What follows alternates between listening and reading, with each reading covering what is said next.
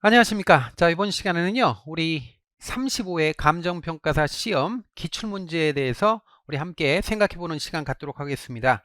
저는 이제, 우리 부동산학 원론이라고 감정평가사 1차 시험에 1교시 시험에 이제 여러분들이 이제 1교시에 푸는 그 부동산학 원론을 담당하고 있는 민영기라고 합니다. 여러분과 함께, 2024년도 제35회 감정평가사 시험 부동산학 원론에 대해서 어떻게 출제되었는지 출제 경향과 난이도 위주로 한번 살펴보겠습니다. 자, 여러분들 요번 시험 그러니까 2024년 35회 감정평가사 시험에서 이 부동산학 원론은요 예년과 비슷한 수준으로 출제되었다고 볼 수가 있습니다. 물론 이것은 이제 개인차가 있습니다. 사람마다 좀 난이도를 느끼는 체감 난이도는 차이가 있겠지만 전반적인 측면에서 봤을 때 뭐 출제 영역이라든지 아니면 계산 문제라든지 아니면 좀 출제 영역이라든지 이런 걸 복합적으로 감안했을 때 전체적인 난이도 수준에서는 예년과 비슷하거나 약간 좀 난이도가 낮을 수도 있는데 근데 조금 주목해야 될 건 올해 시험에서 보통 나왔던 문제 중에 종합사고력을 요하는 문제가 꽤 있어요. 그리고 전체적으로 봤을 때는 이 기본 개념 이런 것들을 묻는 문제가 기본적 개념을 정확하게 알아야지 푸는 문제들이 위주로 많이 출제가 됐습니다. 그래서 단순 암기나 뭐 학습 방식에 따라서 요거에 맞춰서 학습을 못한 분들 입장에서는 난이도가 좀 높아졌다고 느끼는 분들도 있을 거예요. 그러나 전반적인 수준으로 봤을 때는 뭐 계산 문제의 수준이나 이런 걸 봤을 때는 난이도가 예년과 비슷하거나 약간 낮았을 수 있다 이렇게 말씀드릴 수 있겠습니다. 근데 조금 유감인 건 뭐냐면 전반적으로 이제 예년과 비슷하다고는 보는데 몇몇 문제들을 보면 너무 외진돼 있는 문제가 출제가 됐습니다. 제가 보기에는 대표성이 그렇게 높지 않은 문제인데 너무 디테일하게 지나치게 그 세부적인 부분에서 많이 출제가 된 그런 문제들이 몇 문제 보여요. 그런 것들은 제가 이제 지도하는 입장에서 보면 조금 유감스럽게도 공부량을 수험생들이 많이 늘려야 되는 거 아닌가 그런 거 나온 거 보면 그래서 그런 측면에서 조금 유감스러운 부분이 있습니다. 그래서 너무 디테일한 부분, 세부적인 부분이 있으니까 그런 것들을 좀 주목해서 보실 필요가 있겠다라는 생각이 듭니다. 물론 이제 그런 걸 감안하더라도 난이도가 뭐 전반적으로 봤을 때는 그냥 뭐 참을만 하다, 뭐 용인할 만하다 이 정도 됐기 때문에 평균 이상으로 대개 어느 정도 수준으로 공부하신 분들이라면 그렇게 낭패 볼 정도는 아니었다 이렇게 볼 수 있겠습니다. 자, 일단 출제 영역을 한번 살펴보면 일단 출제 영역에서 이 부동산학 원론에서 가장 많이 출제된 부분은 압도적으로 감정평가론입니다. 감정평가론에서 열문항이 출제가 됐거든요. 이게 열문제 출제가 됐어요. 그러니까 이건 예년에 비해서도 꽤 많이 출제가 된 겁니다. 한두 문제 더 많이 출제가 된 거고요. 그 다음에 그거 말고 이제 부동산 관리 개발론이라든지 부동산 금융론, 그 다음에 부동산 경제론 전부 다 5문제 이상씩 출제가 됐어요. 특히 부동산 경제론은요 가장 많이 출제가 됐습니다. 지금까지 사실 부동산학 원론이 제대로 이제 그 시험 과목에 반영이 된 게 2016년도부터 출발을 했는데 2016년도부터 지금까지 쭉 시험이 이루어지면서 부동산학 원론이 이제 원론 안에 경제론이 들어가 있었는데 가장 많이 출제된 게 아마 네문항인가 출제된 게 제일 많이 출제된 걸 겁니다. 그리고 보통은 이제 두 문제, 한 문제 뭐 이 정도 수준이었거든요. 근데 갑자기 5문제가 출제가 됐습니다. 그래서 올해 부동산 경제론 영역에서 가장 많이 출제가 됐다. 예년에 비해서 이렇게 볼 수가 있습니다. 그런데 그게 뭐 그렇게 많이 어려운 건 아니었어요. 그래서 이 경제론에서 이제 5문제가 나왔다는 게 좀 주목할 만하고 그다음에 총론에서도요. 앞부분에 총론이 있거든요. 이 총론에서도 예년에는 한두 문제밖에 출제 안 됐습니다. 근데 총론에서 갑자기 이렇게 사실 4문제가 출제되면 꽤 많이 출제가 된 겁니다. 그래서 이쪽도 그러니까 비중이 물론 그 전에도 뭐 이렇게 많이 출제된 적은 있습니다만은 그렇게 흔한 건 아니거든요. 근데 이 부분에서 꽤 많이 출제가 됐기 때문에 상대적으로 비중이 높았다 이렇게 볼 수가 있습니다. 그래서 이런 것들을 감안하고 그 다음에 또 뭐냐면 계산 문제 있잖아요. 계산 문제가 7문제에 나왔어요. 그러니까 계산 문제 7문제는 그렇게 많은 건 아닙니다. 그 정도면 그냥 괜찮다, 준수하다 이렇게 볼 수 있습니다. 난이도 측면에서. 그리고 계산 문제 하나하나도 보면 아주 어려운 문제, 손도 못 대는 문제는 아니었습니다. 그래서 조금 연습을 하면 풀 수 있는 문제 수준으로 나왔다고 볼 수 있습니다. 전반적으로 그렇고요. 이제 세부적으로 우리가 각 영역별로 출제 경향 또는 뭐 어디에 출제됐느냐 이걸 한번 간단하게 살펴보면 부동산학 총론 부분에서 4문제 나왔는데요. 정착물 구분 문제라든지 아니면 주택의 분류, 그다음에 토지 분류, 토지 용어, 그다음에 토지 특성하고 감정 평가를 연계한 문제 이런 것들이 있었는데 난이도는 그렇게 높지 않았어요. 그런데 토지의 특성과 감정 평가 방식을 연계한 거는 좀 참신한 문제였다 이렇게 볼 수 있겠습니다. 그런 형태로 나왔고요. 그다음에 이제 부동산 경제론에서 5문제 나왔는데 우리가 이제 4분면 모형이라고 그래서 디파스퀄리 위튼 모형이 있거든요. 그걸 물어봤어요. 그 계속해서 반복적으로 나오죠. 그러니까 그거는 길목지키기 형태로 조금만 기본 개념만 알고 있으면 바로 그냥 한 문제 맞출 수 있는 겁니다. 그 다음에 탄력성과 가격 신축성에 대해서 계속해서 지문이 구성되면서 나오고 있습니다. 이것도 아주 잘만 준비하면 바로 그냥 한 문제 건질 수 있는 거고요. 그 다음에 이제 유량, 저량 경제 변수를 구분하는 게 나왔어요. 이건 암기하는 건 아니었습니다. 물론 우리가 이제 기본 개념을 알고 있으면 이제 풀 수 있는 문제였고요. 그 다음에 균형의 이동이라고 해서 균형 거래량과 균형 가격이 어떻게 변동하느냐 그걸 이제 문제를 냈고요. 그 다음에 수요 곡선이 이동하는 것, 그거 수요 곡선의 이동 또는 곡선상의 점의 이동 이런 거 구분하는 거 있잖아요. 그런 문제가 나왔습니다. 아주 기본적인 내용이죠. 그래서 이런 형태로 보니까 경제론이 5문항이 나왔는데 또 난이도도 아주 어렵지 않은 거 그렇다고 뭐 엄청 쉽거나 그렇지는 않지만 한 중간 정도 수준으로 나왔다 이렇게 볼 수 있습니다. 이제 반면에 부동산 시장론은요. 한 문제밖에 안 나왔습니다. 한 문제 나왔는데 그게 이제 효율적 시장과 관련돼서 할당 효율성과 균형과 관련돼서 정보 비용의 현재 가치 구하는 문제가 나왔어요. 근데 예년에도 그 전에 나왔거든요. 이게 그 전에도 나왔어요. 이 계산 문제가. 그래서 이건 연습만 하면 풀 수 있는 문제가 한 문제 나왔습니다. 근데 좀 의외인 게 뭐냐면 입지론 같은 거 있잖아요. 부동산 입지론 이쪽에서는 문제가 지금 올해는 한 문제도 안 나왔습니다. 그런 게 특징이라고 볼 수 있고요. 그 다음에 부동산 정책론에서 4문제 나왔는데 여기서 좀 유감스러운 게 여기서 외진데 많이 나왔어요. 그 전에 한번 나왔지만 재산세 과세 대상 중에 별도 합산 과세 대상 또는 분리 과세 이거 구분하는 거 있잖아요. 이거 완전히 암기 문제입니다. 이거 암기. 이건 암기입니다. 이건 뭐 이론을 이해하고 뭐 이런 게 아니고 그냥 암기하는 거예요. 이게 단순 암기 문제가 나왔는데 이 과거에 그래도 한번 나왔거든요. 이 형태가. 그렇기 때문에 이걸 대비하고 있어야 되겠다 그런 생각이 들고요.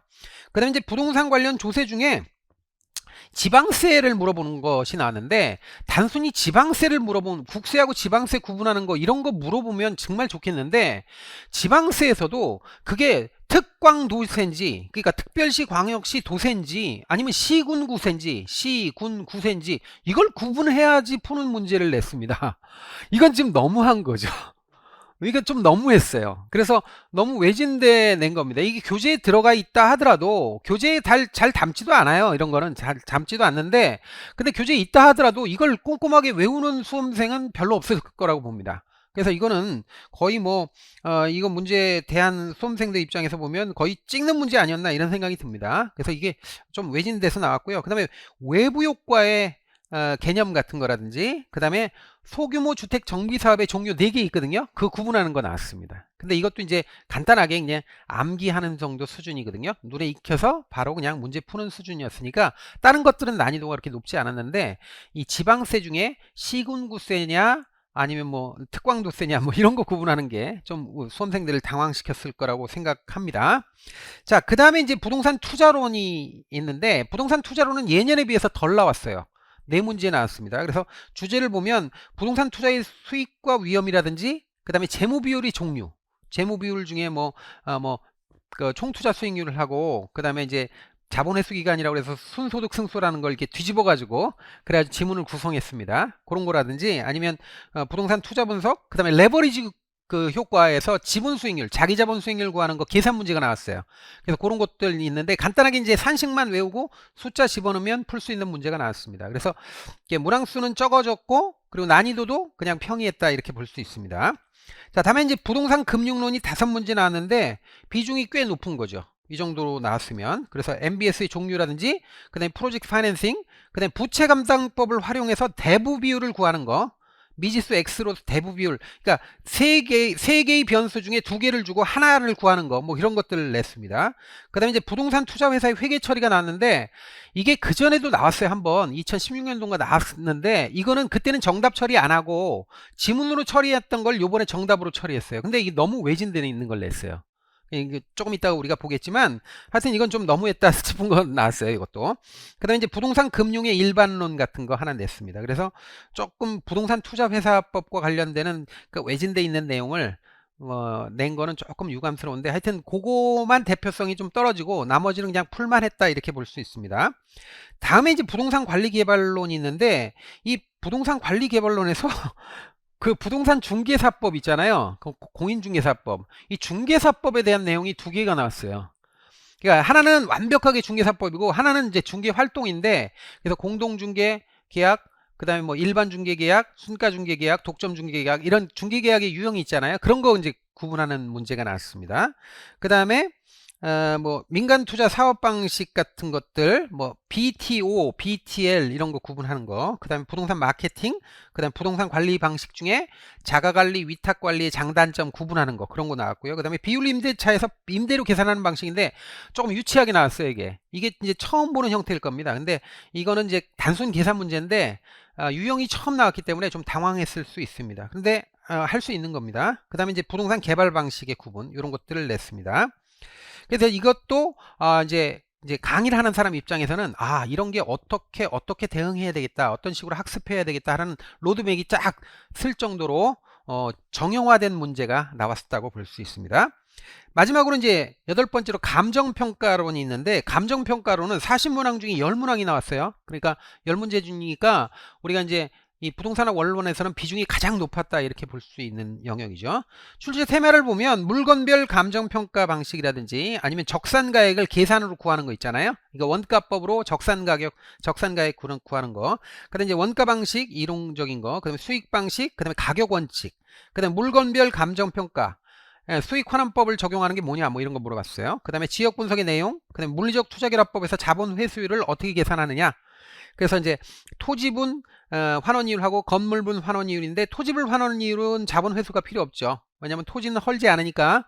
그런데 건물분 환원이율의 경우에는 자본 수익률 플러스 자본 회수율을 해줘야 돼요. 감가상각률을 더해줘야 되거든요. 그걸 물어봤어요. 그래서 그 계산하는 문제 나왔고요. 그 다음에 다가구 주택에서의 감정평가 방법. 일괄평가는 다가구 주택에서 감정평가 일괄평가 안 하거든요. 그런 거 이제 문제 냈고, 그 다음에 이제 환원이율을 계산하는 문제가 나왔습니다. 환원이율 계산하는 문제도 뭐 그렇게 이제 까다롭게는 안 났는데, 하여튼 이걸 연습을 안 한 분들은 아마 풀기 좀 힘들었을 거라고 봅니다. 그래서 계산 문제의 경우에 전통적으로 감정평가론에서 계산 문제는 나올 수 있는 건 뻔한데, 하여튼 숫자를 많이 주다 보니까 보기가 많다 보니까 수험생들이 많이 포기를 많이 하세요. 그런데 포기를 안 하고 연습을 꾸준히 하신 분들이라면 맞출 수는 있는 문제 수준으로 냈습니다. 그래서 지금 이 감정평가사 시험이잖아요. 우리 시험이. 그러다 보니까 감정평가론의 비중이 높고 그 다음에 실무 영역으로서 투자론이나 아니면 정책론, 그 다음에 금융론 이쪽의 비중이 높은데 앞으로도 이렇게 계속 나올 거라고 봅니다. 이런 그 비중은. 근데 이제 영역별로 기본 개념을 숙지하고 그 다음에 아주 좋은 문제들 있잖아요. 그런 문제들을 예상 문제들을 풀면서 실전 감각을 익히면 여러분들 모두 한 분들도 빠짐없이 당황스러운 상황 없이 이 부동산학 원론에서 고득점 얻으실 거라고 생각합니다. 저는 뭐 자신하고요. 여러분들 그런 방식으로 학습을 할 테니까 그렇게 따라와 주시면 될 것 같습니다. 자, 이렇게 해서 총평은 끝내고요. 이제 본격적으로 우리가 총평 끝냈으니까 문제가 어떻게 나왔는지 40문항이잖아요. 이 40문항을 쭉 한번 볼 건데 아주 디테일하게는 못 봅니다. 디테일하게 보는 게 아니라 이런 방식으로 문제가 나왔고 빨리 이런 문제가 나오면 이런 식으로 답을 솎아내겠다라는 다짐을 하면서 한번 문제를 보시자고요. 그리고 이 문제를 접해보지 못한 분들, 이제 간평사 시험을 막 이제 수험 생활을 시작하시는 분들 입장에서 보면 이런 식으로 문제가 나오는구나 하고 학습의 방향성 같은 거를 알 수 있는 그런 시간이 될 수 있을 겁니다. 자, 그러면 저와 함께 이제 해설 강의 한번 보시자고요. 우리 감정평가사 자 35회 부동산학 원론 기출문제입니다. 자, 81번부터 시작하거든요. 그래서 감정평가사 1차 시험은요 1교시 2교시 있는데 1교시의 마지막 3과목 보는데 그 중에 세 번째 시험지에 세 번째 순서로 돼 있어요. 그러니까 81번부터 시작입니다. 자, 그러면 81번 한번 보죠. 토지 일부로 간주되는 정착물. 자, 지금 정착물에 대해서 물어봤어요. 해당하는 것을 모두 고른 것. 자, 우리 민법에 보면 민법 99조 1항에 부동산이란 토지 및 그 정착물이다 이렇게 돼 있어요. 그리고 정착물의 종류는 토지와 독립해서 등기할 수 있는 거, 독립물로 볼 수 있는 것과 토지 일부, 부속물로 볼 수 있는 게 있는데 지금 이 문제는 토지의 그 일부로 간주되는 거, 그러니까 부속물, 등기할 수 없는 거, 독립된 재산권으로 인정되지 않고 그냥 토지의 일부로 보는 거, 이런 정착물이 뭐냐 물어본 겁니다. 자, 기억이 보면 가식 중에 있는 수목 이렇게도 있는데, 가식이란 말은 뭐 가식적이다 할 때 가식이 아니라 가짜, 거짓 가짜예요. 원래 이렇게 한자로 이렇게 써요. 그래서 가식, 가등기, 가담보, 가압류 할 때 이게 전부 다 이 가짜 쓰는데, 이때 여기 가는 가짜 할 때 가짜가 아니라 요거는 임시 가짜입니다. 임시. 그러니까 임시로 심어놓은 수목 이런 뜻이에요. 그러니까 임시로 심어놓은 거니까 이건 뭐예요? 동산이에요. 정착물이 아닙니다. 그다음에 매년 경작 노력을 요하지 않고 그냥 자생하는 나무나 풀, 요거는 그냥 토지에 부속돼 있는 거예요. 그러니까 니은 맞고요.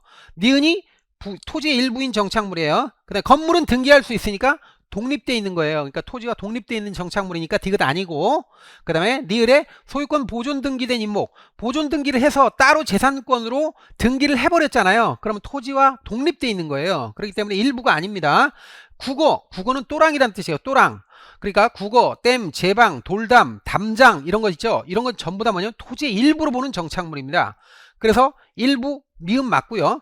그 다음에 경작 수확물은 경작해서 수확해 놓은 거잖아요. 그럼 동산이에요. 이건 땅하고 완전히 분리되어 있는 거 아니에요. 그러니까 이거는 정착물이 아니죠. 경작 수확물은 팔려고 이제 좀 있으면 이제 팔 건데, 자, 그래서 지금 자, 토지의 일부로 보는 건 니은하고 미음입니다. 니은, 미음이 여기 있죠. 그래서 2번이 정답이 되는 겁니다. 자, 이렇게 해서 81번 봤고요. 자, 82번 보겠습니다. 자, 요 문제가 공인중개사법의 문제예요. 공인중개사법 제13조 2항에 있는 거예요. 근데 이게 외진돼 있다는 거예요. 너무. 그래서 이게 전부 다 뭐냐면 공인중개사법의 조문이에요. 조문인데 이 중에 4번이 정답입니다. 4번 보시면 개업공인중개사는 대통령령으로 정하는 기준과 절차에 따라 등록관청에 허가를 받아서 분사무소를 둘 수 있다 이거거든요. 그런데 허가를 받는 게 아니라 이건 허가사항이 아니라 신고사항입니다. 그래서 신고를 해야 되는 거기 때문에 4번이 답이에요. 이게 좀 너무했지 않습니까? 그러니까 공인중개사법 자체를 전체를 전부 다 스크린을 해야 돼요. 그래서 요거는 어디에 있냐면 공인중개사법 제13조 3항에 있어요. 그래서 분사무소 설치에 신고사항을 규정해 놓은 겁니다. 그래서 이게 4번이 정답입니다. 자, 우리가 한번 이렇게 지문을 한번 보고 확인했으니까 다른 지문 한번 보고요. 이런 지문 나오면 맞출 수 있도록 대비만 하시면 되겠습니다. 자, 그 다음 문제 83번 보겠습니다. 주택법령상 주택의 정의에 대한 겁니다. 주택의 정의. 자, 맞는 거 고르는 거예요. 1번 민영주택은 임대주택 뺀 거 이렇게 얘기하는데 아니에요. 임대주택을 뺀 게 아니라 요건 뭐냐면 국민주택을 제외한 주택이에요. 그러니까 민영주택에 대응되는 건 국민주택이에요. 임대주택이 아니고. 그래서 1번 틀렸고, 2번 세대 구분형 공동주택은 공동주택의 주택 내부 공간의 일부를 세대별로 구분하여 생활이 가능한 구조로 하되, 여기까지 맞죠? 그 구분된 공간의 일부를 구분 소유할 수 없어요. 쪼개서 그 살림은 할 수 있는데 그 쪼개진 공간을 구분 소유할 수는 없어요. 등기할 수 없다고요. 그래서 이건 분양하거나 등기할 수 없는 거예요. 그래서 구분 소유할 수 없다 이렇게 나와야 돼요. 있는 주택으로서 대통령이 정하는 어쩌고 나오는데 틀려요. 구분 소유할 수 없습니다.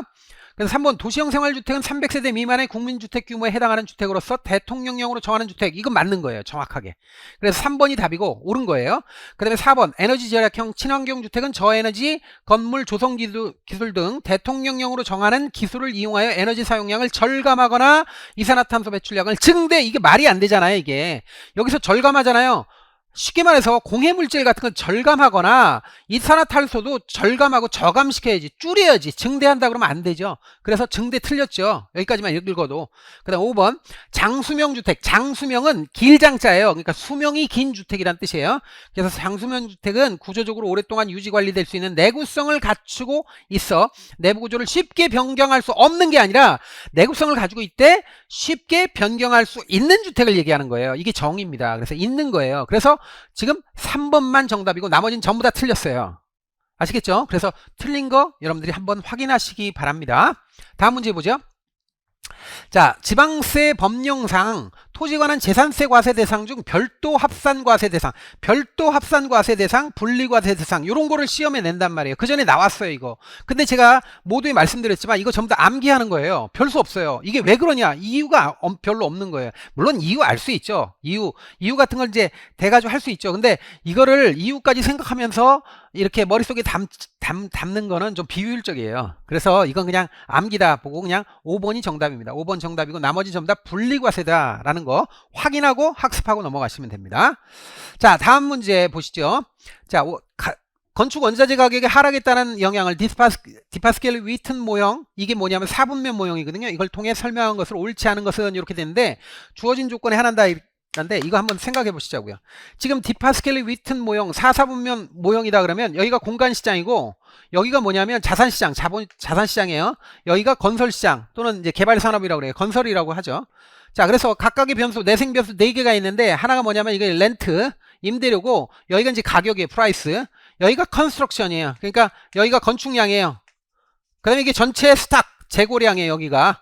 자, 그러면 이런 구조로 돼 있는데 여기서 공간이라고 하는 것에 수요 곡선이 이렇게 있고 수요에 따라서 임대료가 결정되면 임대료 수준에서 자, 자본 환원율 또는 환원율에 따라서 자본 환원율에 따라서 가격이 결정되면 이 가격 수준에서 건설량이 결정된다라는 거죠. 근데 이 건설량이라고 하는 게 여기 지금 3, 4분명이 있잖아요. 근데 이걸 이렇게 옮겨보면 건설량이 이렇게 각도 이렇게 옮겨보면 이게 사실 공급 곡선이거든요. 그래서 이거 공급이란 말이에요, 건축은. 그런데 지금 이 문제에서 뭐라고 그랬냐면 자, 여기 뭐라고 그랬냐면 그 건축 원자재 가격이 하락했대요. 건축비가 떨어진 거예요. 건축비가 떨어지면 공급이 늘어요. 공급이 느는데 이때 공급은 이렇게 늘어야 되는데 이 각도에서 보면 이렇게 느는 거거든요. 예, 여기서 이런 식으로 느는 거예요. 이런 식으로. 그러면 어떻게 되냐면 같은 가격 수준에서 공급량이 더 늘어나는 거예요. 건축량이 더 늘어나는 거예요. 이게 오른쪽으로 증가하니까. 그래서 같은 수준에서 건축비가 하락하면 자, 건축할 수 있는 임기 상태의 그 가격도 낮아지면서 같은 값에 더 많은 건축을 할 수 있기 때문에 건축량이 원래 여기서 이렇게 늘어나요.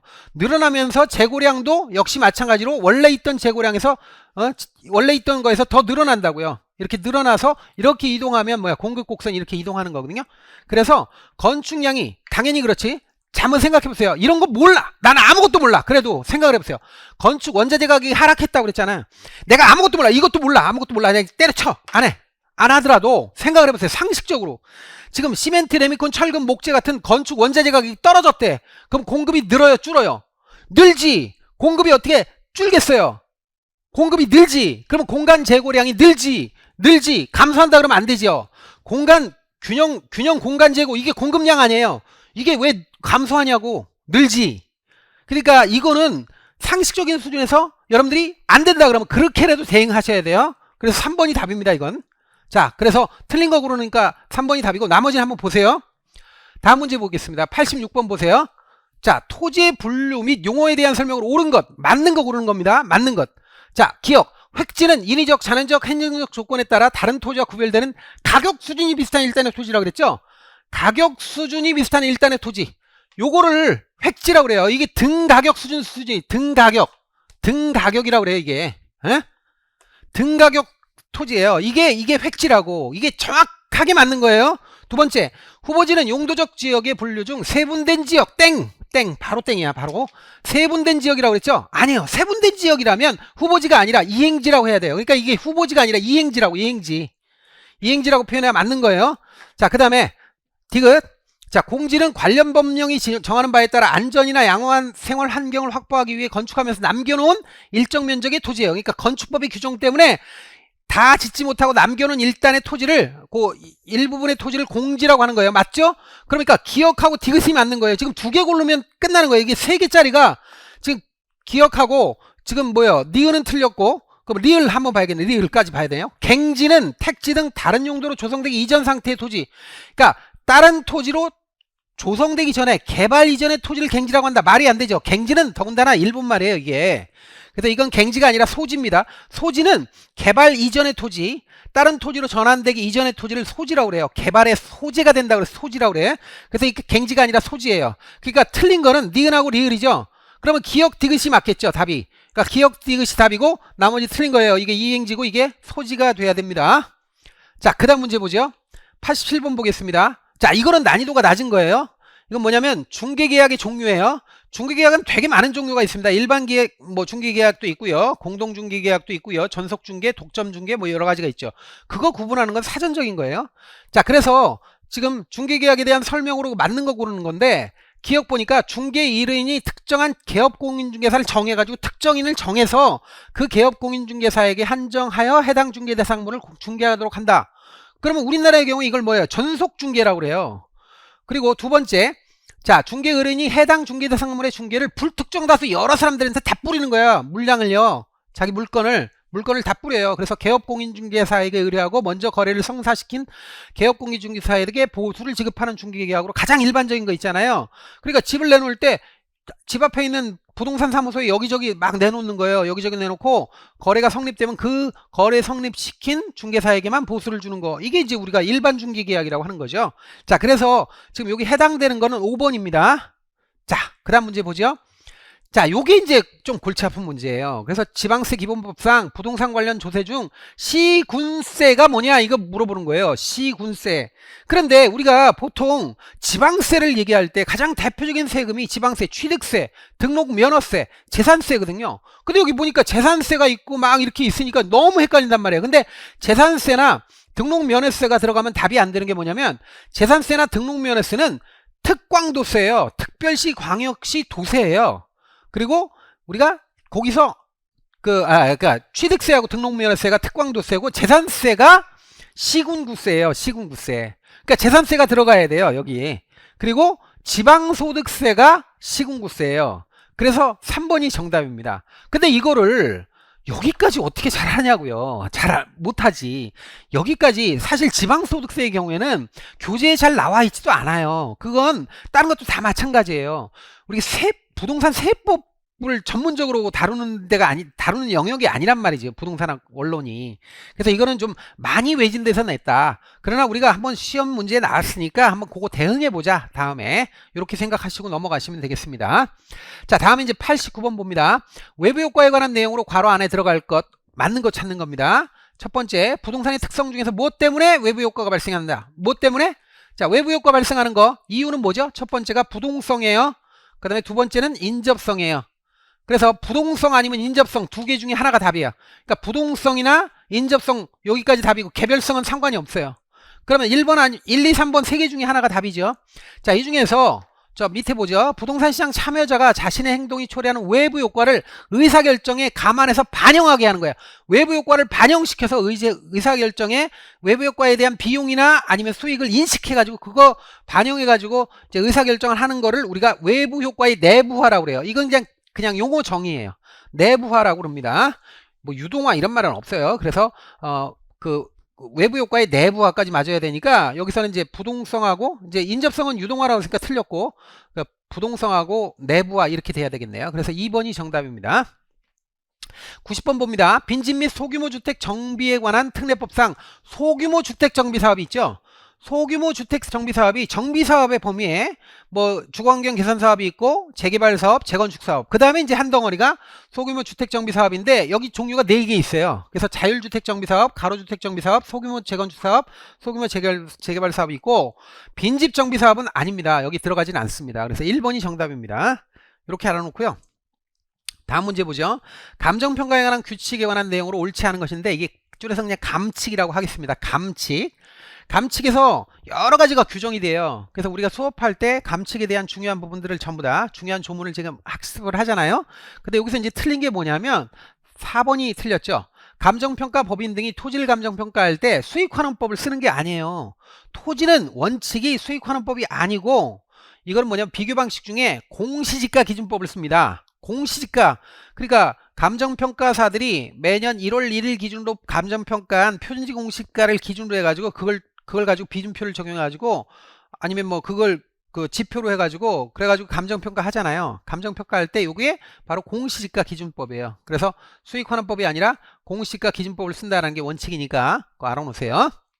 자, 다음에 92번 이제 계산 문제가 나왔죠. 계산 문제 보시면 다음의 자료를 활용하여 원가법으로 평가한 대상물건 가액, 원가법으로 구한 대상물건의 가액을 뭐라고 그래요? 적산가액이라고 그래요. 적산가액을 구하는 공식 어떻게 되죠? 재조달원가 재조달 원가 마이너스 감가수정액이에요. 감가 누계 감가액 뭐로 해도 상관없습니다. 그러면 재조달 원가는 뭐냐면 리프로덕션 코스트고 감가수정액은 이제 디프리시에이션인데 이게 이런 개념이에요. 지은지 이거 보세요. 이거 보시니까 지은지 2024년에서 2013년 이게 기준 시점이 2023년이고 사용 승인 시점 그러니까 지은 거는 2013년이에요. 따져보시면 4월 5일이 안 지났기 때문에 10년이에요. 10년. 그러니까 이건 지은 지 10년 된 건물이에요. 이게 10년을 경관이었으라고 그래요. 근데 이제 처음에 지을 때 신축 공사비가 제곱미터당 100만 원이었어요. 그러니까 이게 100만 원이야. 100만 원인데 이게 전체 수명은 얼마냐니까 50년이에요. 50년이고 50년. 이거 내용연수 만료 시까지 50년이에요. 근데 10년 지났어요. 근데 지금 현재 지을 때는 제곱미터당 100만 원 들었는데 지금 건축비 시설 보니까 지금 115가 됐으니까 그러니까 15% 올랐어요. 그러면 지금 옛날에 100만 원이었던 게 지금 115만 원이라는 거예요. 이 115만 원이 지금 현재 시점, 기준 시점에 그 부동산의 제곱미터당 제조단가예요. 근데 제조단가가 지금 제곱미터당 115만 원인데 이게 연면적이 350제곱미터니까 곱하기 350을 하면 그러면 현재 가격이 나오는 거예요. 그래서 115만 원 곱하기 350 이렇게 하면 얼마가 나오냐면 40250 이렇게 나와요. 4억 250만 원 이렇게 나와요. 40250이 나와요. 계산을 해보세요. 이건 여러분들이.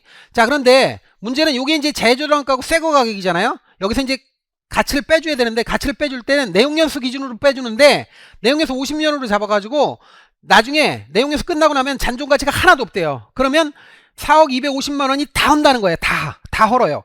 다 하는데 50년 동안 허니까 매년 50번 헌다. 그러면 똑같이 허니까 정액법으로 봤을 때 4억 250만 원을 50년으로 나누는 거예요. 50으로. 그러면 얼마가 나오느냐면 805만 원인가 나온대. 805만 원.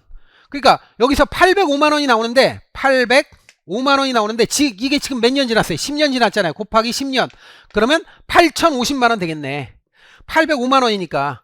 그럼 8050만 원을 4억 250만 원에서 8050만 원 빼봐요. 그럼 얼마가 나와요? 322 000 뭐 이렇게 나온답니다. 이런 식으로. 그러니까 3억 2200만 원 나온다는 거예요. 그래서 이거는 계산 여러분들이 해보세요. 이런 구조로 돼 있다라는 거예요. 2번이 정답입니다. 그래서 이거는 연습을 하면 풀 수 있는 문제입니다. 물론 시간이 좀 걸릴 수 있는데 이건 이제 전략적으로 판단하셔야죠. 난이도가 그렇게 아주 그냥 엄청 높거나 이렇게 최난이도 높고 뭐 이런 건 아닙니다. 이렇게 봤고요. 자, 그 다음에 93번 보겠습니다. 원가 방식에 관한 설명으로 옳은 것, 맞는 것 고릅니다. 원가법과 적산법은 원가 방식이 들어가죠. 원가법은 가격 구하는 거고 적산법은 임료 구하는 거니까 맞습니다. 제조단가는 실제로 생산 또는 건설된 방법 여하를 불문하고 도급 방식에 도급 기준이야. 언제나 자가건설이라도 도급한 것을 원칙으로 합니다.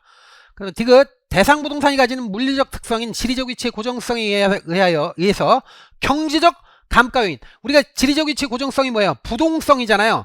부동성 때문에 외부 효과가 발생하고 그 외부 효과 때문에 경제적 감가 요인이 발생하는 거 맞지 않아요? 맞죠?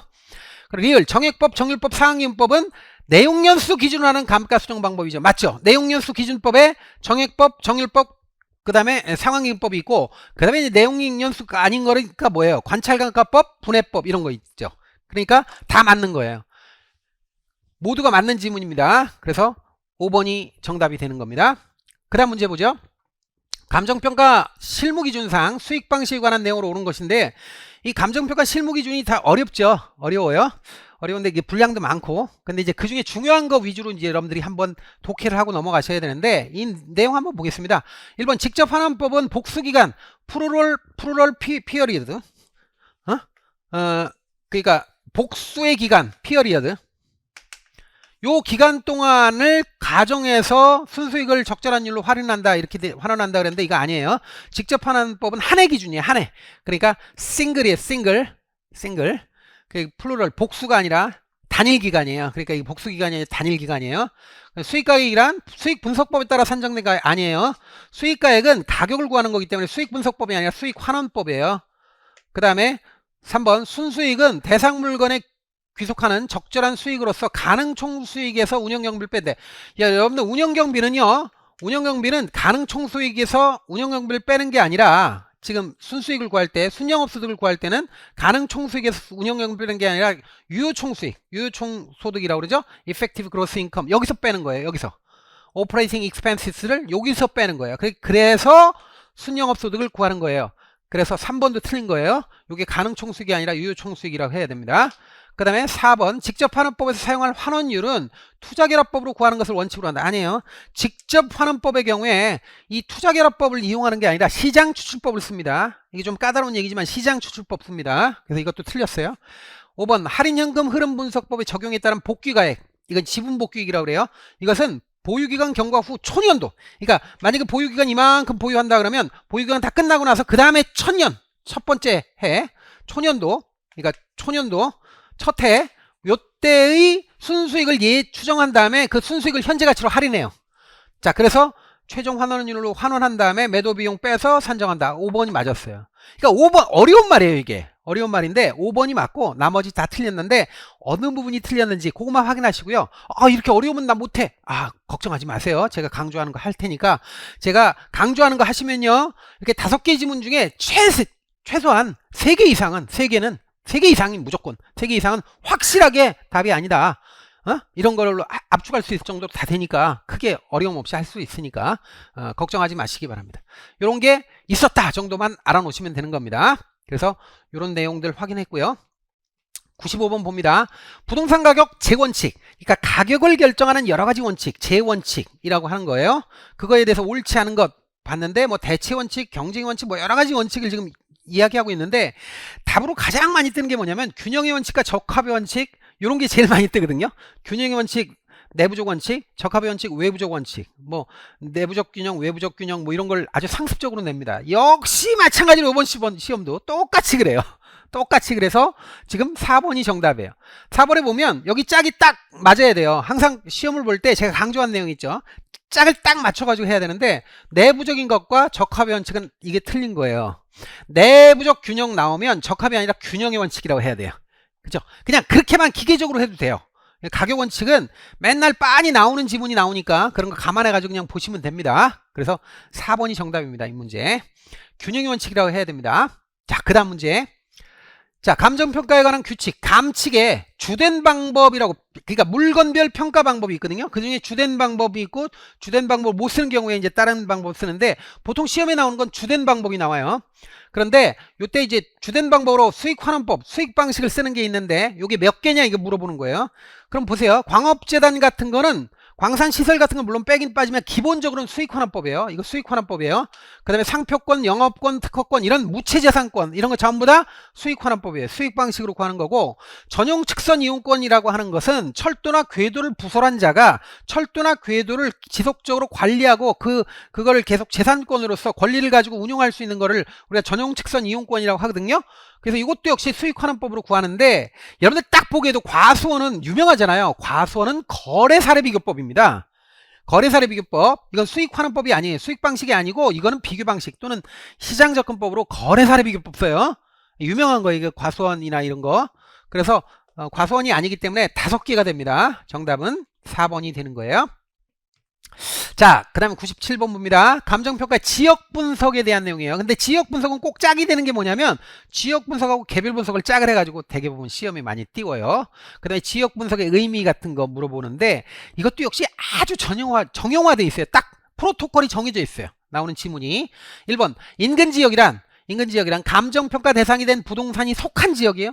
그 부동산 이용이 동질적이고 가치 형성 요인 중 지역 요인을 공유하는 지역. 틀린 데가 하나도 없어요. 그러니까 1번이 맞는 거예요.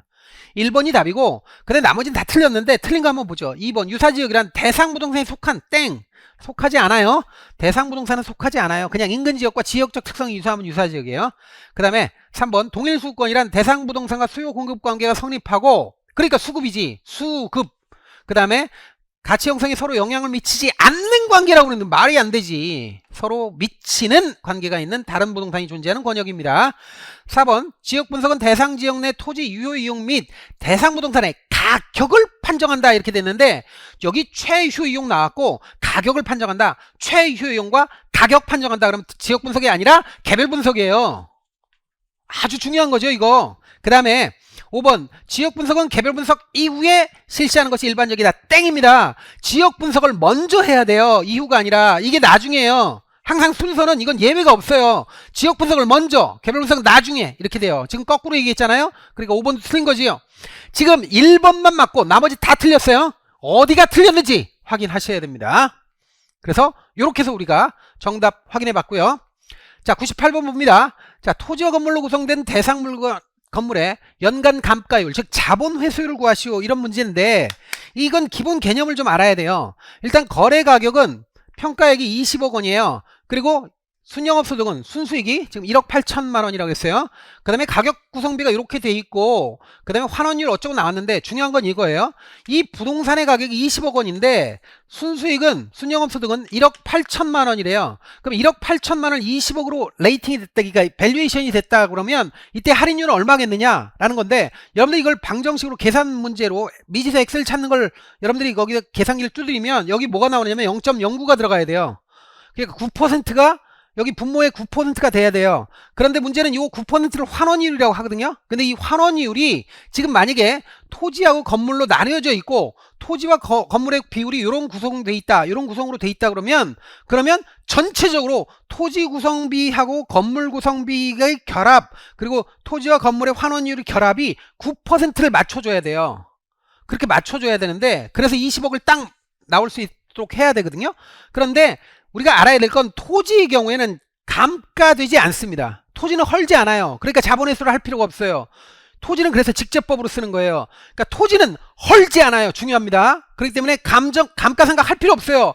자본회수가 필요 없다고요. 그런데 건물은 헐어요. 건물은 헐기 때문에 자본수익률 플러스 자본회수까지 해야 돼요. 그러면 한번 보세요. 토지 환원율이 건물 환원율하고 일단 기본적으로 8%라고 그랬죠. 그럼 8%, 여기도 8%예요. 그런데 토지의 구성 비율이 80%니까 0.8이고 건물의 구성 비율은 0.2예요. 그런데 이거를 우리가 일반적으로 이렇게 더하면 되거든요. 그런데 건물의 경우에는 또 하나, 건물은 헐잖아요. 그러니까 플러스 허는 비율을 여기 X, 요거를 더해줘야 돼요. 더해줘야 돼요. 이해가 됩니까? 그럼 보세요. 암산으로 한번 해보죠. 암산으로 대충 한번 따져보자고요. 8, 8은 64니까 6.4% 나와요. 암산으로. 플러스 여기가 9%가 되려면 9%가 돼야 1.8억을 나눴을 때 0.09로 나누면 20억 되니까 이때 이게 2.6%가 나와야 돼요. 2.6%. 2.6이 나와야 되면 여기가 전체적으로 2.6이 나오려면 여기가 전부 다 뭐냐면 13%가 나와야지. 20%니까 2는 2, 3은 6이니까 그럼 여기가 얼마가 되냐? 5%가 나와야 되는 거지, 암산으로. 근데 여러분들 암산을 바라지 않아요. 저는 중요한 건 이런 식으로 돼 있다는 거예요, 구성이. 그러니까 건물의 경우에는 헐기 때문에 건물에 대한 환원율, 즉 수익률뿐 아니라 회수율, 즉 감가율까지 더해줘야 된다, 그런 얘기입니다. 거기에 미지수 X가 뭐가 들어가야 되느냐 하는 게 시험 문제라고요, 이게. 그러면 여러분들은 이걸 처음 접한다 그러면 이건 당연히 못 풀죠. 이건 당연히 못 풀지만 여러분들이 공부를 해서 이런 유형이 있다라는 걸 대비하면 여러분들 풀 수 있습니다. 그래서 여기 들어가는 문제가, 여기 들어가는 게 5%가 들어가야 되겠죠. 그래야 여기가 13%가 나와요. 8하고 5 더하면 13, 13을 0.2 하면 여기가 2.6이 나옵니다. 그래서 정답이 5가 되는 겁니다. 자, 이렇게 해서 우리가 문제 98번 맞는데, 어떻게 보면 이게 언뜻 보면 이게 사실은 이제 숫자 보기는 많이 안 넣었는데 생각보다는 기본에 충실해야 되는 문제예요. 자, 그 다음 문제 보죠. 99번 봅니다. 토지의 특성과 감정평가에 관한 내용이다. 괄호 안에 들어갈 것으로 옳은 것은, 이렇게 되는데 약간 이 문제 유형이 좀 참신한 유형이에요. 일단은 기억은 장래 편익 현재 가치로 평가하게 한다라고 하는 건데, 그 어떤 부동산의 가치를 평가할 때 장래 편익을 현재 가치로 평가하는 것의 근거가 뭐냐면 영속성이에요. 왜냐면 토지라는 건 헐지 않고 닳지 않고 마멸되지 않고요. 그리고 효용이 오래 가기 때문에 장기적 배려성을 갖는 거예요. 이게 교과서적인 거예요. 그 영속성이 나와요. 토지는 소모 마멸되지 않고 그리고 효용이 오래 가고 장기적 배려성을 갖는다. 그러니까 장기적으로 배려하는 거예요. 장래 편익을 현재 가치로 바꾸는 건 영속성 때문에 그런 거예요. 영속성. 그 다음에 니은 원가 방식 못하게 하는 거, 원가법 평가 못하게 하는 거, 이건 뭐예요? 원가가 안 생기니까. 토지는 원가 개념이 성립하지 않죠. 왜? 생산할 수 없으니까. 그걸 부증성이라고 그러죠. 그래서 니은은 부증성 들어가야 되고, 이것은 개별 요인 분석과 사정 보정 필요하게 한다. 개별 요인은 왜 분석하죠? 똑같은 게 없으니까. 개별적으로 다 다르니까 개별 분석하잖아요. 그러니까 똑같은 게 없다, 개별적으로 다 다르다, 이걸 개별성이라고 합니다. 그러니까 각각 영속성, 부증성, 개별성, 1번이 답이네요. 자, 이 문제는 아주 제가 보기엔 좋은 문제입니다. 자, 그 다음에 100번 보겠습니다. 대상 물건에 관한 감정평가 방법으로 옳지 않은 것, 틀린 것을 고릅니다. 자, 요거는 이제 쭉 한번 읽어보세요. 쭉 한번 읽어보는데, 여기서 2번이 답이에요. 이 문제는. 약간 디테일하게 나왔어요, 이거.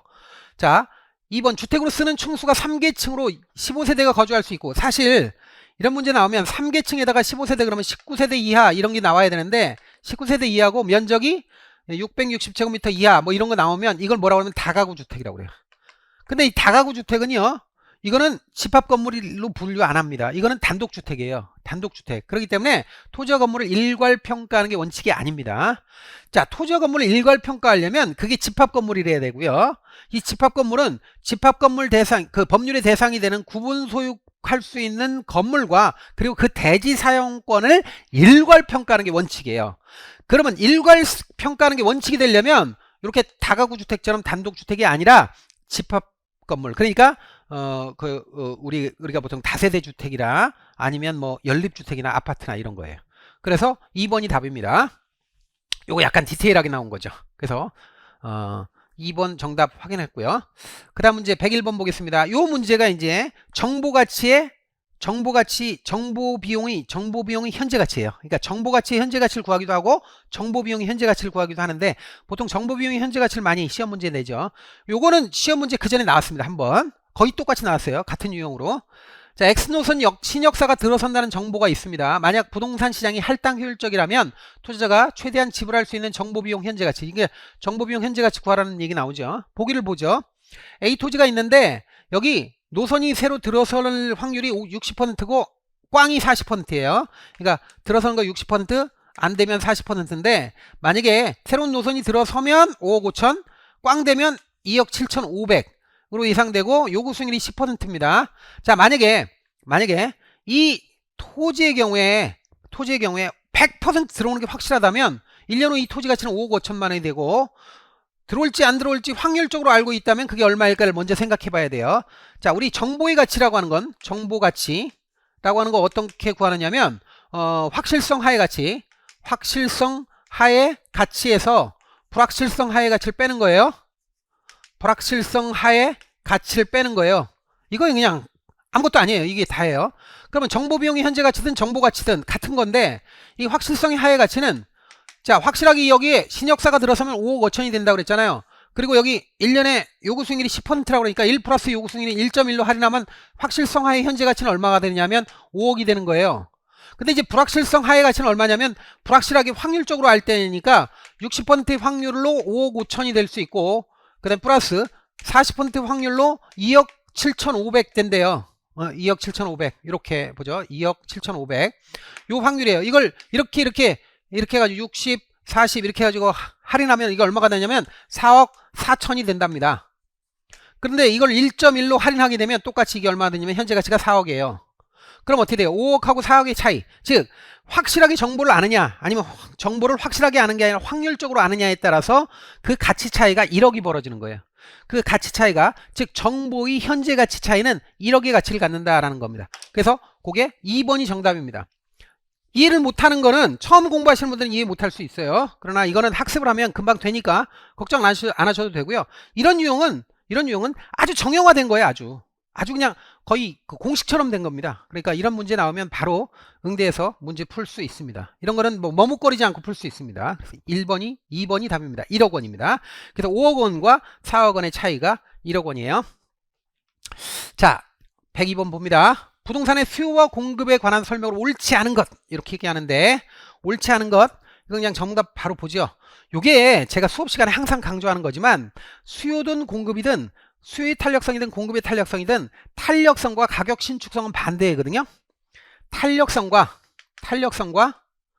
어떤 이게 수요든 공급이든 똑같아요. 수요와 공급의 탄력성과 가격 신축성은 요건 반대라서 요건 반대예요. 서로 반대예요. 탄력성이 떨어져. 비탄력적이면 가격은 신축성이 높아요. 그러니까 가격이 많이 오르고 많이 떨어져.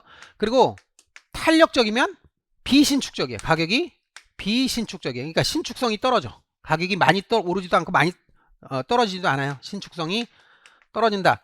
그럼 이게 뭔 얘기냐? 한번 보세요. 문제 보면서 보세요. 5번 보세요. 가격 탄력성이 작을수록, 가격 탄력성이 작잖아요? 작으면 비탄력적이죠? 그럼 가격 신축성 커요. 그러니까 이게 공급의 가격 탄력성은 줄여서 그냥 공급 탄력성이에요. 공급 탄력성이 작잖아요? 그러면 가격 변동폭, 이게 가격 신축성이거든요. 이게 작지 않고 커요. 반대로 움직인다고.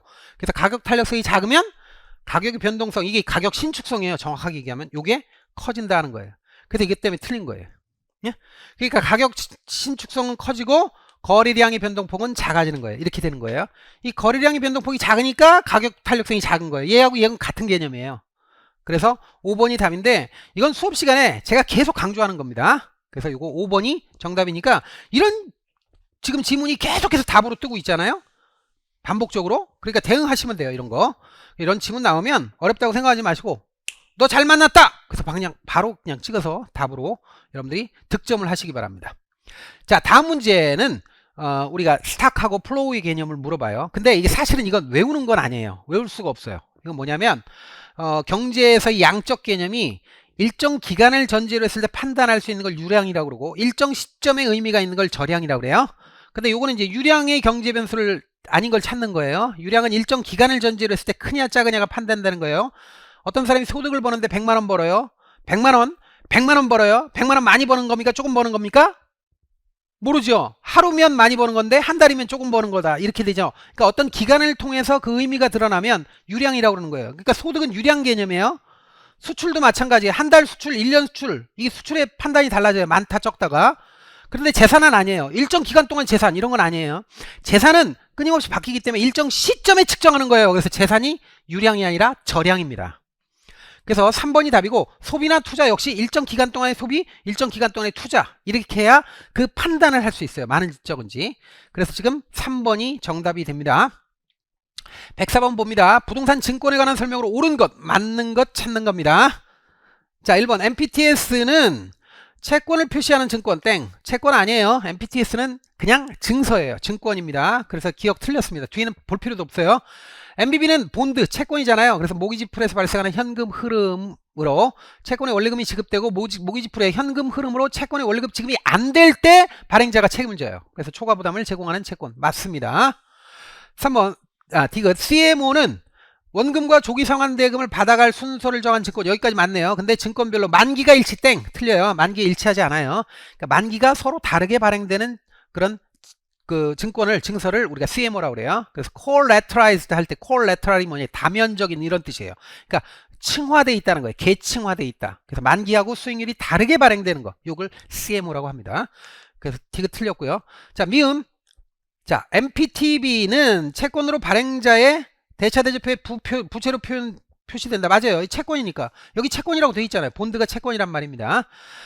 그 다음 미음. 금융기관은 MBS를 통해 자기자본 비율을 높일 수 있습니다. 맞습니다. 이게 이제 자기자본 비율 개선 효과가 있죠. 그래서 미음 맞아요.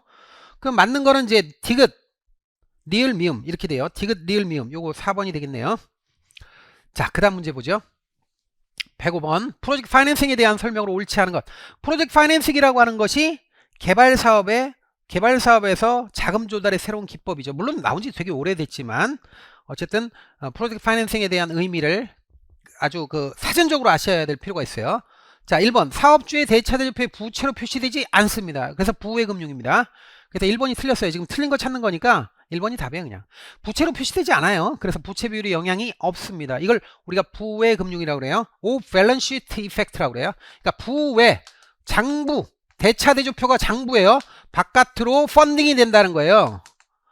파이낸스를 할 때 장부 바깥으로 한다고요. 그렇기 때문에 대차대조표라는 장부에 부채로 표시되지 않습니다. 근데 요즘에 대차대조표란 말도 잘 안 쓰는데 이거 재무상태표라고 써야죠. 그죠? 대차대조표는 이거는 공식적으로 이제 대차대조표가 재무상태표라고 표시하지 않나요? 근데 어쨌든 뭐 알아서 이제 새기시면 돼요. 대차대조표 밸런스 시트예요. 여기에 부채로 표시되지 않습니다. 이게 특징이고요. 나머지 그냥 읽어보시면 되겠습니다. 자, 그 다음 문제 106번 문제 봅니다. 다음 조건을 갖진 오피스텔의 대부 비율은 얼마냐 이렇게 돼 있어요. 근데 요 보기를 줬는데 아주 재밌게 줬어요. 순영업 소득이 4천만 원이고 매매가 가격이 4억이니까 이건 뭐냐면 환원이율 또는 자본 수익률이 얼마냐면 자 10%예요. 4억에 대해서 4천만 원 버니까 10%가 이게 뭐냐면 자본 환원율이에요. 근데 우리 자본 환원율 구하는 방식 중에 우리 뭐가 있었냐면 시조2L부 중에 부채 감당법이라는 게 있어요. 이 부채 감당법은 자본 환원율을 구할 때 부대저로 구해요. 부채 감당률 대부 비율 곱하기 저당 상수 이렇게 되니까 부채 감당률 DCR 대부 비율 LTV 저당 상수 MC 요 세 가지를 곱하면 이거는 요게 뭐야? 요게 자본 환원율이에요. 그래서 이 자본 환율을 이렇게 구하는데 여기다가 부채 감당률 줬고 저당 상수 줬죠. 그러면 딱 하나 뭐야? 대부 비율만 알면 되죠. 그런데 이게 10%인데 10%는 환원율이잖아요. 다 자본 환원율인데 부채 감당률 2에다가 저당 상수 1을 줬잖아요. 그럼 보세요. 2에다가 0.1 하면 0.2가 0.1 곱하면 0.2 20%잖아요. 그러니까 20%인데 여기다가 뭘 곱해야 10%가 될까? 20%의 반이니까 여기 50%가 돼야죠. 4번이 답이죠. 그러니까 이건 계산기 안 두드려도 문제 풀 수 있습니다. 그래서 이게 정답은 4번이 되는 거고요. 자, 0.1 10%가 나오기 위해서 2 곱하기 0.1 사이에 이 미지수 x는 뭐가 돼야 될까? 50% 0.5가 돼야 됩니다. 그래서 답이 4번입니다. 자, 7번 봅니다. 107번 봅니다. 아파트 시장의 균형가격, 균형거래량에 관한 설명으로 옳지 않은 것. 지금 균형가격과 균형거래량에 대한 문제를 냈죠. 그러니까 균형의 이동을 물어봤어요. 근데 균형의 이동을 할 때, 자, 우리가 균형의 이동에서 4원칙이 있어요. 4원칙이 있는데 다른 조건이 다 일정하다고 했을 때 수요가 증가하면 가격 오르고 양 는다. 수요가 감소하면 가격 떨어지고 양 준다. 공급이 증가하면 가격 떨어지고 양 는다. 공급이 감소하면 가격 오르고 양 준다. 이거는 머릿속에 확 들어가 있어야 돼. 그런데 이렇게만 시험에 나오면 정말 좋겠는데 그게 아니라 약간 변형돼서 나와요. 어떻게 나오냐면 수요도 늘고 공급도 늘었는데 수요가 더 늘었다. 수요는 늘고 공급은 줄었는데 공급 준 게 더 크다. 뭐 이런 식으로 한다고. 수요가 늘고 공급이 줄었어. 근데 공급이 더 준 게 더 커. 수요가 늘고 공급이 늘었는데 수요 증가가 더 커. 뭐 이렇게 하면 아 이게 뭐지? 이렇게 한단 말이에요. 그럼 여러분들 이거는 요령으로 그냥 한 번이면 끝나요. 자, 수요 공급 양쪽이 다 바뀌었는데 어느 한쪽이 더 많이 바뀌었다 이런 말이 나오면 많이 바뀐 거 하나만 바뀌었다고 보면 됩니다. 즉 이런 문제가 나오면 자, 수요 증가 폭이 공급 증가 폭보다 클 경우, 그러니까 수요도 바뀌고 공급도 바뀌었는데 수요가 더 많이 바뀌었다는 거예요. 수요 증가가 더 크다. 그러면 수요만 증가했다고 보라고요. 그러면 다른 거 생각하지 말고 답 찾는 데는 아무 상관없으니까 수요 증가, 공급 증가 다 그린 다음에 어디가 더 커? 뭐 이렇게 하지 말고 수요 증가, 공급 증가인데 수요 증가 폭이 더 크다. 그러면 수요만 증가했다고 보라고요. 그럼 어떻게 돼? 가격 오르고 양 늘어. 가격이 오르고 양 는다고요. 가격이 하락이 아니라 가격이 오른다고요. 그리고 양은 늘어요. 그래서 1번 틀린 겁니다. 1번이 정답이에요. 0.5초 만에 찾아야 돼 이거. 자, 그래서 답이 1번입니다. 다른 건 볼 필요도 없어요. FM이니까. 자, 그래서 다음 문제 보겠습니다. 108번 봅니다. 부동산 투자회사법 영상 부동산 투자회사에 관한 내용으로 옳지 않은 것. 이거 보고 제가 열받았다는 거 아닙니까? 이거는 좀 너무했어요. 물론 그 이전에 기출문제 들러리 지문으로 나왔던 거야. 이게 비슷하게 지문이 나왔어요.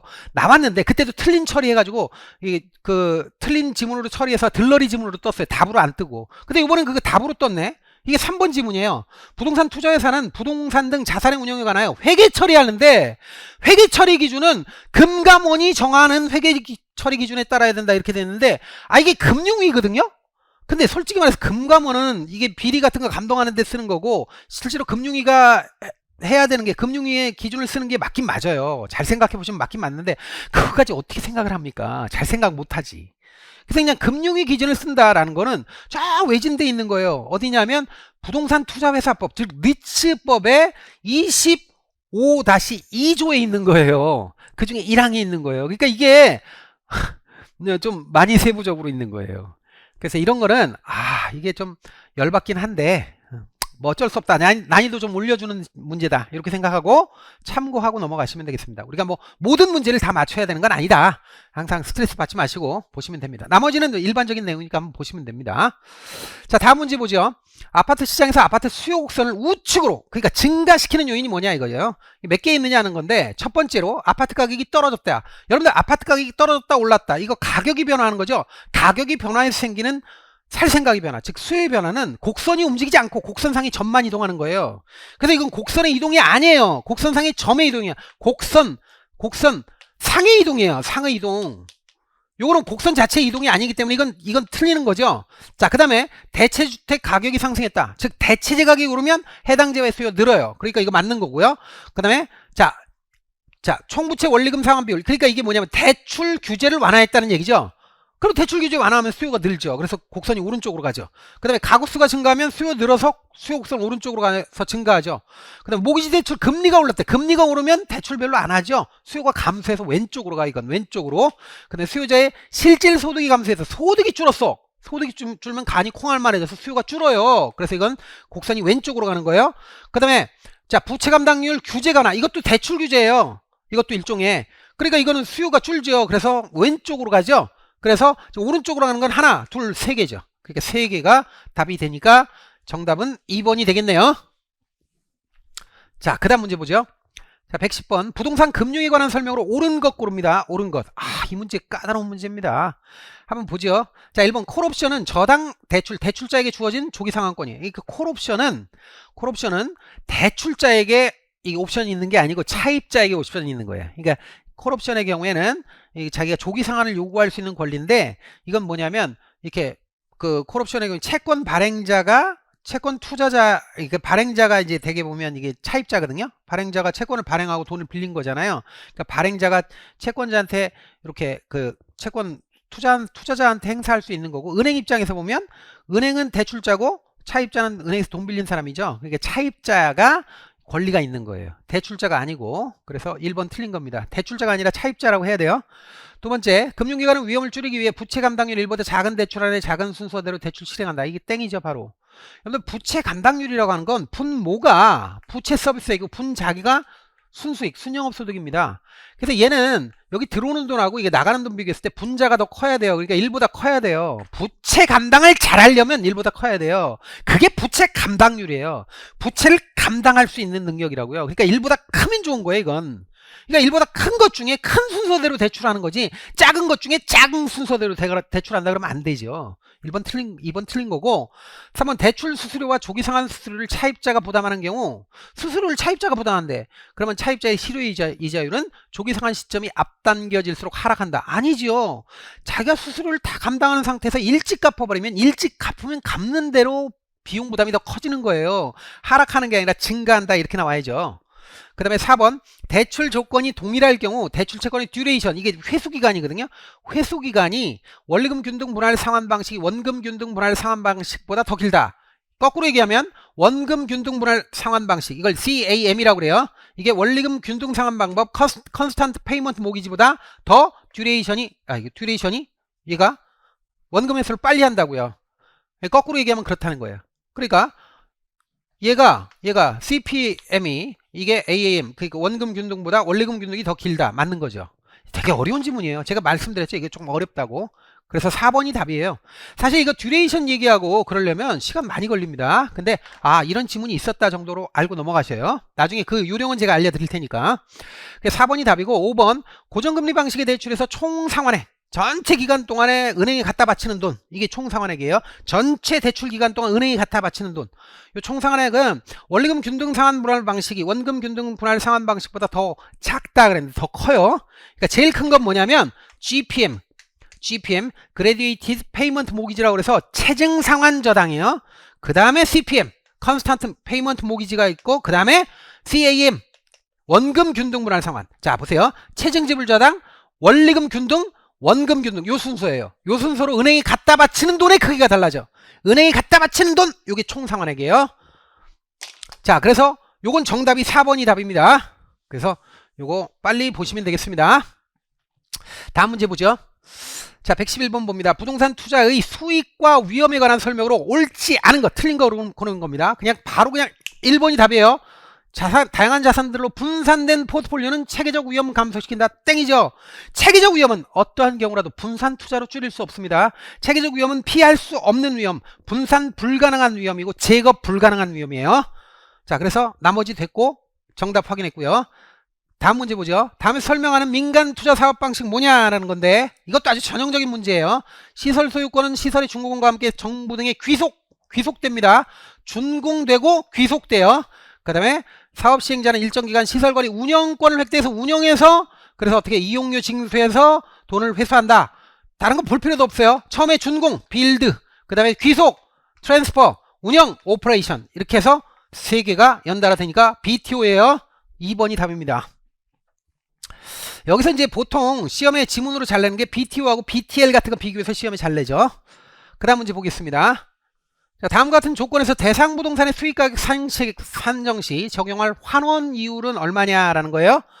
환원 이율 구하는데 이 환원 이율이 이 문제가 아주 웃기게 돼 있습니다. 이 문제가 아주 재밌게 돼 있는데 상당히 이게 딱딱 안 맞게 돼 있어요. 이게 지금 가능 총소득이 이렇게 돼 있어요. PGI가. 그 다음에 공실 상당액 빼주면 EGI예요. 그 다음에 영업 경비를 빼줘야 되는데 영업 경비를 이렇게 세 개의 항목으로 쪼개가지고 해놨어요. 그래서 다 합치면 이게 뭐냐면 이 3이니까 이게 뭐예요? 7%예요. 근데 전부 다 기준이 가능 총소득이니까 가능 총소득 5%까지 더하면 12%죠. 12%만큼 빼줘야 돼요. 그러면 이게 뭐냐면 이제 NY가 나오는 거고, 여기서 이제 부채 서비스액 2천만 원 빼주면 그러면 어떻게 되냐면 요게 이제 BTCF가 되는 거예요. 근데 이 BTCF 세전연금 수지가 자 자기 자본에 대해서 자기 자본 지분 투자액분의 세전연금 수지가 지분 배당률이에요. 그래서 자기 자본에다가 내가 투자한 돈 있죠. 자기 자본에다가 세전연금 수지를 구하면 그럼 이걸 지분 배당률이라고 그래. 지분 배당률. 지분 배당률에다가 곱하기 지분 비율. 여기서 지분 비율 얼마냐면 대부 비율이 25%니까 지분 비율은 75%거든요. 0.75 해주고 그 다음에 자 저당 상수 카즈딘에 따라서 금융적 투자결합법은 저당 상수를 써요. 저당 그 이자를 쓰는 게 아니에요. 그래서 저당 상수가 0.06이니까 6%거든요. 여기 앞에서 써 그냥 이렇게 써줘. 6% 곱하기 저 대부 비율이 25%니까 25%만큼 저당 상수를 곱해주면 그러면 자본 환원율 나오는 거예요. 근데 문제는 이 지분 배당률을 구해줘야 돼요. 근데 이 지분 배당률은 어떻게 구하느냐 하는 건데, 지분 배당률은 그냥 계산기만 두드리면 돼요. 8,500만 원 중에 8,500만 원에서 그다음 곱하기 뭐냐면 이게 12% 빼야 되니까 곱하기 0.88 하면 12% 뺀 거하고 똑같죠. 0.88. 그 다음에 여기서 나오는 데서 뭘 빼줘야 돼요. 여기서 뭐가 나오면 그럼 여기서 뭘 빼주면 2천만 원 빼줘야 돼. 2천만 원. 그러면 나오는 게 이게 얼마냐 하는 거예요. 이게 얼마 나오냐면 5,480만 원 나온다. 여기 5,480만 원 나오고 그 다음에 투자한 돈은 얼마가 되느냐. 지분 투자액은 여기 보면 부채 서비스액이 2천만 원이고 자 저당 상수로 나눠주면 자 돈을 빌린 거 있잖아요. 투자 그 저기 대부액이 나오거든요. 대출금. 그래서 MC를 이렇게 해주면 대출금 나오잖아요. 그 대출금이 3억 3,300 3,300 이렇게 나가요. 웃겨요 아주. 이렇게 나와서 딱 안 맞아요. 무한소수예요. 그럼 여기에 대해서 대부비율 25%니까 여기서 0.25로 나눠주게 되면 원금이 딱 나오거든요. 얼마가? 1억 13억 어쩌고 나오거든요. 그 중에 3억 3천을 빼고 나머지 10억이 이제 지분 투자액이에요. 그래서 10억을 가지고 5,480을 나눠주게 되면 뭐 5.48%가 나와요. 그러니까 여기가 5.48%. 5.48 곱하기 0.75 플러스 6% 6 곱하기 0.25 이렇게 하면 답이 나오는 겁니다. 이 문제는 연습이 필요해요. 계산 문제는 다 그렇지만 연습이 필요합니다. 이론적으로 굉장히 어렵거나 그러진 않아요. 근데 연습을 해야 돼요. 그러니까 나는 기계다 이렇게 생각하고 연습을 하시기 바랍니다. 결국 10억에 대해서 5,480만 원이 지분 배당률인데 요 0.058 0.548 5.48% 곱하기 75% 플러스 6% 곱하기 25% 비율로 비중을 해서 이렇게 곱하면 요 비율 나옵니다. 1번이 답입니다. 자, 그 다음 문제 보죠. 부동산 투자에 관한 설명으로 옳지 않은 것은 이렇게 되어 있는데 이게 뭐냐면 재무 비율 있잖아요. 비율 분석법에서 중요한 비율이 어떤 의미를 갖느냐 그거에 대한 문제예요. 근데 이 문제는 그 뭐랄까 귀찮은 문제죠. 좀 귀찮은 문제입니다. 신경을 좀 써야 되고요. 4번이 답입니다. 4번 보시면 총 투자액을 순영업소득으로 나눈 비율이다 이렇게 돼 있는데 자 ROI라고 해서 총 투자 수익률은 총 투자액의 분모죠. 총 투자액에 대해서 총 투자액에서 순영업소득이 얼마냐 요 비율이 요게 이제 ROI예요. Return on Investment. 요게 총 투자 수익률이에요. 그런데 지금 이거 보니까 총 투자액을 순영업소득으로 나눴다고 그랬잖아요. 그러니까 이걸 바꿔야죠. 순영업소득을 총 투자액으로 나눈 거다 이렇게 돼야 돼요. 그러니까 이런 식으로 아주 상습적으로 냅니다. 그러니까 수험생이 막 지문 읽다 보면 정신이 없어가지고 앞뒤가 바뀌었는지 이런 거 모르고 그냥 넘어가거든요. 그러니까 이게 되게 헷갈리게 해놓은 건데 이게 심리적으로 취약한 수험생들을 이제 그 활용하는 거라고 볼 수 있는 거죠. 정신 똑바로 차리셔야 됩니다. 이게. 자, 그래서 요 114번 봤고요. 그 다음 문제 보죠. 115번. 부동산 마케팅 활동에 관한 설명으로 옳지 않은 것 이렇게 되어 있는데 이건 사실 잘 몰라도 3번 보세요. 자, 세분 시장 개념, 세분 시장. 이게 이제 우리가 시장 세분화를 시그멘테이션이라고 그러죠. 이게 시그멘테이션을 해가지고 시장 세분화하고 타겟팅하고 표적 시장, 그 다음에 타겟된 시장을 이제 뭐예요? 포지셔닝 하잖아요. 그러니까 차별화한다고, 제품 차별화. 근데 이제 이게 이제 마케팅의 이제 시장 점유 마케팅의 하나의 흐름인데, 여기서 이제 시장 세분화 또는 세분 시장은 개념적으로 구분될 수 있는데 마케팅 믹스 요소에 대해서 동일하게 반응하는데 이게 말이 안 되죠. 그러니까 세분화된 시장은요, 마케팅 믹스 개념, 즉 가격 전략, 유통 경로 전략, 뭐 프로모션 전략 이런 거 있잖아요. 프로모션 전략. 그러니까 P 4개를 우리가 마케팅 믹스라고 그래요. 프로덕트, 프라이스, 프로모션. 프로덕트, 프레이스, 프로모션. 그래서 프로덕트 제품 전략, 그다음에 프라이스 가격 전략, 프레이스 유통 전략, 프로모션 광고 홍보 전략. 이런 것들을 다 똑같은 사피로 마케팅 믹스를 적용해도 시장에 따라서 그 민감도가 다르다고요. 동일하게 반응하는 게 아니에요. 그래서 동일하게 반응한다 그러면 안 돼요. 3번이 답입니다. 그러니까 시장이 다른 거죠. 그 다음 문제 보죠. 자, 부동산 투자 분석에 관한 내용으로 옳지 않은 것 고릅니다. 자, 이거는 뭐 일반적으로 할인현금 수지 분석법에서 이 지표, 즉 뭐 수년가법, 내부 수익률법 이런 거에 대한 문제인데 2번이 답이죠. 서로 다른 내부 수익률을 가진 두 자산에 동시에 투자하는 투자안의 내부 수익률은 각 자산의 내부 수익률을 더한 것과 같다. 큰일 날 소리죠. 이거 큰일 나요. 그러니까 더하면 안 돼요. 더하면 안 돼. 이거 틀려요. 자, 내부 수익률은 더하는 거 아니에요. 즉 가치 가산의 원리를 적용할 수 없다. 또는 가치 합산의 원칙을 적용할 수 없다. 수년가는 더할 수 있어요. 수년가는 더할 수 있는데 내부 수익률은 절대 더할 수 없습니다. 더해서 투자 판단하면 안 됩니다. 그래서 2번이 답입니다. 이건 수업 시간에 강조하는 거죠. 자, 그 다음 문제 보죠. 자, 117번 부동산 관리 위탁 관리 방식에 대한 설명으로 옳지 않은 거. 위탁 관리는 관리 전문하는 업체에 맡기는 거죠. 5번이 답이에요. 자가관리, 자기관리보다 기밀유지 측면에서 유리하다. 아니에요. 기밀유지 측면에서 불리합니다. 그래서 5번이 답이죠. 이건 아주 전형적인 지문이에요, 이거. 자, 118번. 부동산 투자에서 타인 자본을 활용하지 않는 경우, 니은 타인 자본을 40% 활용하는 경우에 각각 1년간의 자기 자본 수익률은 이렇게 돼 있는데, 여러분들 자기 자본 수익률, 지렛대 효과를 물어보는 거예요, 이게. 자기 자본 수익률, 즉 자기 자본 수익률 이렇게 쓰겠습니다. 이걸 어떻게 구하느냐? 산식 하나 외워야죠. 총 자본 수익률 또는 부동산 전체 수익률을 해서 플러스 전체 수익률 마이너스 저당 이자율 곱하기 부채 비율이에요. 부채 비율은 어떻게 하는 거냐면 자기 자본분의 타인 자본이에요. 그래서 이 부채 비율이 얼마냐? 이게 부채 비율이에요, 이게. 부채 비율. 그러면 요때 자기 자본이 타인 자본을 얼마 썼다고 그랬냐면 니은의 경우에 40% 썼다고 그러죠. 여기 40 집어넣어봐요. 그러면 자기 자본은 60% 썼다는 거죠. 그럼 6대4를 약분하면 어떻게 되냐면 3분의 2죠. 그러니까 3분의 2가 부채 비율이라고. 즉 66.6666%가 이게 이제 우리가 보통 얘기하는 그 부채 비율이 됐다 이거예요. 그러면 이 상태에서 여기다가 이제 숫자만 집어넣으면 돼. 첫 번째는 타인 자본을 하나도 안 썼대. 그러면 이 사람은 1억을 투입해서, 이게 1억이죠. 만원 원은 1억입니다. 1억을 투자해서 연 500만원 벌고 나중에 팔았을 때 2% 수익 얻었으니까 여기 500만원에 대해서 5%, 그리고 연 2% 집값이 올라가지고 부동산 가격이 올라가지고 돈 벌었으니까 7% 버는 거죠. 그러니까 만약에 내 돈을 100% 내 돈을 쓰고 남의 돈 한 푼도 안 빌렸다 그러면 7%가 자기 자본 수익률이에요.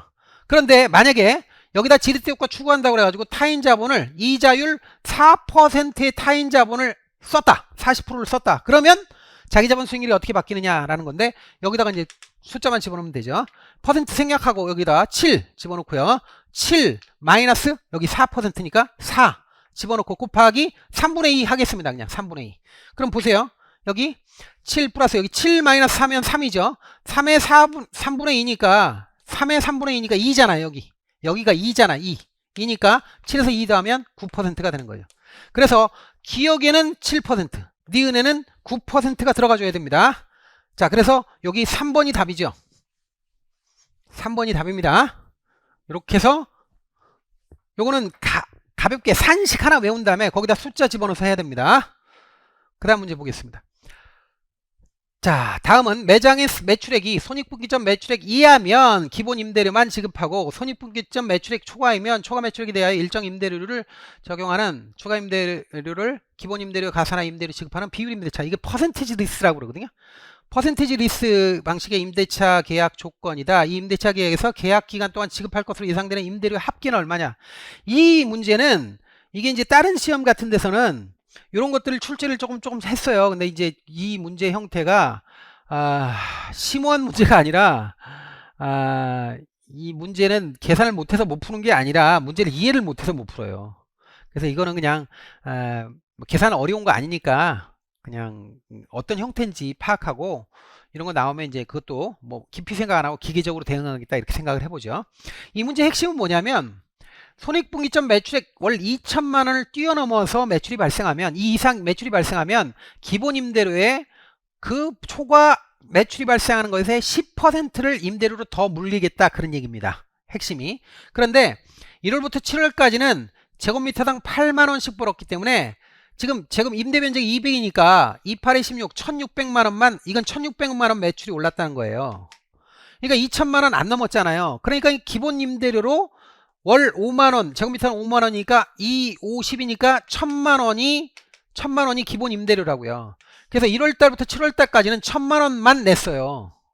그러니까 7개월 동안 7개월 동안 1000만 원 냈으니까 7000만 원 낸 거예요. 1000만 원 곱하기 7달.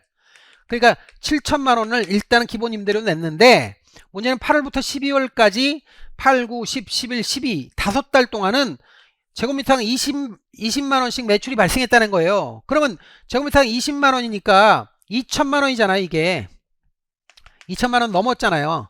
그러면 이게 20만 원씩 발생했으니까 제곱미터당 2천만 원 된 거 아니에요. 그러면 그 초과 임대료가 2천만 원이잖아요. 그러니까 1000만 원에다가 플러스 초과된 게 2천만 원이니까 2천만 원 곱하기 10%를 더 붙여야 된다는 거지. 그러면 이게 1000만 원에 대해서 2천만 원 초과된 것에 10% 붙이니까 200만 원 아니에요? 그러니까 1200만 원이지 이게.